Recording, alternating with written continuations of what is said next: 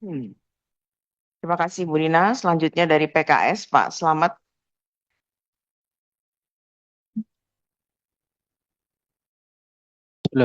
Assalamualaikum warahmatullahi wabarakatuh. Ibu Ketua, Wakil Ketua, dan seluruh anggota yang saya hormati, Bapak Menteri dan Wakil Menteri, semua yang hadir di sini, Mitra Komisi 4 yang saya hormati dan seluruh jajaran, terima kasih. Mudah-mudahan pembahasan di Nisfu Saban, sebagaimana tadi disampaikan tadi sama Gus Soni, membawa berkah untuk kita semua. Ada beberapa yang ingin saya sampaikan. Pertama, eh, sedikit saja, mohon maaf Pak Menteri Pertanian terkait dengan slide nomor 4.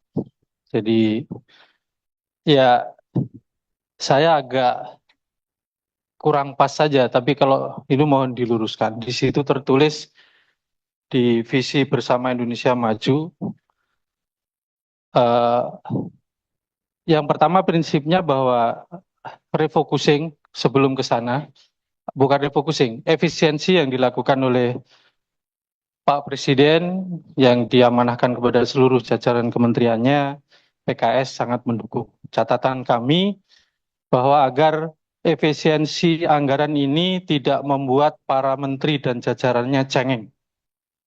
Ini yang paling penting. Artinya tidak cengeng yang muncul, tapi justru produktivitas yang kemudian akan muncul dari keterbatasan ini. Saya yakin ini tidak perlu diajarkan, tetapi dalam tugas konstitusional ini kami mengingatkan agar dengan dilakukannya efisiensi ini muncul kreativitas dari kementerian.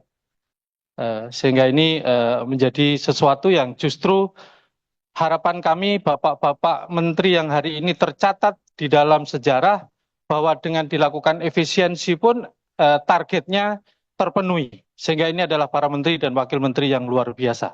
Catatannya yang ingin kita harapkan adalah seperti itu. Kembali ke tadi Pak Menteri, khususnya Pak Mentan, di situ tertulis Fondasi Indonesia Maju oleh Presiden Jokowi dan para pemimpin negara Indonesia. Saya nggak tahu apakah ini memang tercatat sebagai anu nasional atau hanya di slide Kementerian Pertanian saja. Saya kurang sependapat dengan kalimat ini karena menurut catatan saya, ya, di slide 4 Pak, slide 4 di gambar rumah itu, di bawah visi, tertulis Fondasi Indonesia Maju oleh Presiden Jokowi.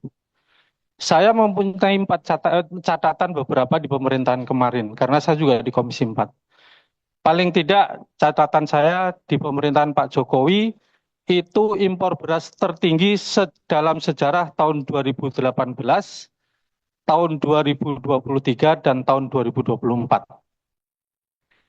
Kemudian yang kedua juga catatan saya di masa Presiden Jokowi juga regulasi yang tertuang di dalam Undang-Undang Cipta Kerja itu yang membuka ruang di bidang pangan di mana memasukkan sumber impor adalah bagian dari pangan kita.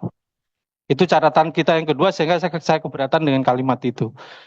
Dan selama 10 tahun terakhir juga di era pemerintahan Presiden Jokowi itu kita menjadi importir terbesar di dunia. Ya. Catatan saya yang lain tahun 2022 diklaim tidak ada impor beras, tapi impor beras kan di mana-mana itu. Dan bahkan di tahun 2022 beliau menerima penghargaan swasembada beras, tapi di tahun yang sama juga impor lebih dari 3 juta ton. Ini datanya ada ya, sehingga saya keberatan dengan tulisan itu. Itu terkait dengan paparan slide. Beberapa catatan saya Pak Menteri terkait dengan anggaran.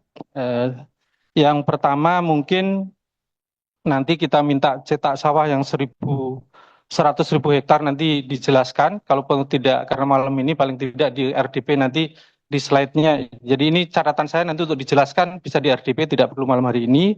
Kemudian saya juga minta vaksin PMK ditaruh di mana anggarannya. Saya sudah ada beberapa nomenklatur yang saya baca. Paling tidak saya minta PMK juga tidak dikesampingkan karena ini juga masalah besar bagi dunia peternakan Indonesia.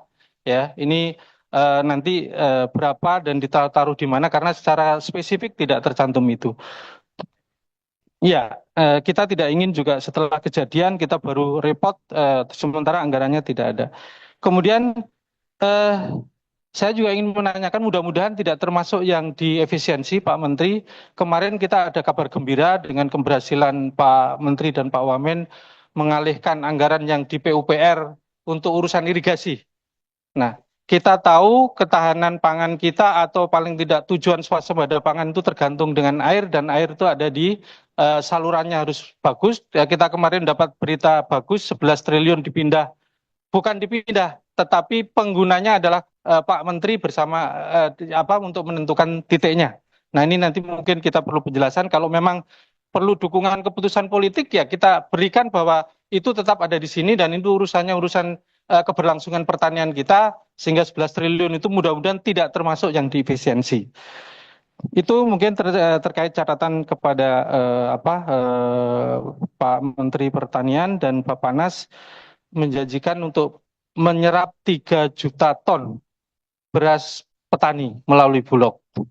Dalam sejarah Bulog kemarin-kemarin tidak berhasil, ya. Nah, sehingga nanti secara teknis kalau tidak malam hari juga tidak, tapi nanti di kesempatan lain eh, perlu disampaikan secara teknis seperti apa kesiapan menyerap 3 juta ton. Secara struktur dan infrastrukturnya seperti apa, karena kita ragu-ragu, ya. Uangnya ada, tapi kalau infrastrukturnya nggak ada kan repot. Di saat yang sama, kemarin waktu kemudian Pak Kepala Bappenas memberikan kebijakan refraksi, itu kan swasta juga tidak mau tinggal diam, Pak. Memang dengan keputusan misalnya dengan HPP 6.500, swasta juga bisa dengan 6.500 di lapangan. Tapi dengan iming-iming ada bonus dan lain-lain, sehingga pada akhirnya petani kita juga akan menjual kepada swasta karena lebih tinggi. Nah ini juga mohon disiapkan antisipasi hal-hal ini yang waktu itu juga terjadi sehingga Bulog tidak mendapatkan target serapan beras waktu itu tidak lebih dari 1% catatan saya untuk diserap oleh Bulog dari seluruh panen dari petani itu. Dan tentunya Kemenhub secara prinsip kita juga itu data-data nanti kita di apa kita masuk di di RDP saja. Itu Ibu Ketua yang bisa saya sampaikan sekali lagi efisiensi ini PKS sangat setuju. Justru ini memberikan energi tersendiri agar para menteri dan jajarannya menunjukkan bahwa kami adalah bisa, kami adalah tim yang hebat untuk melakukan itu semuanya. Terima kasih. Assalamualaikum warahmatullahi wabarakatuh. Baik, terima kasih Pak Slamet.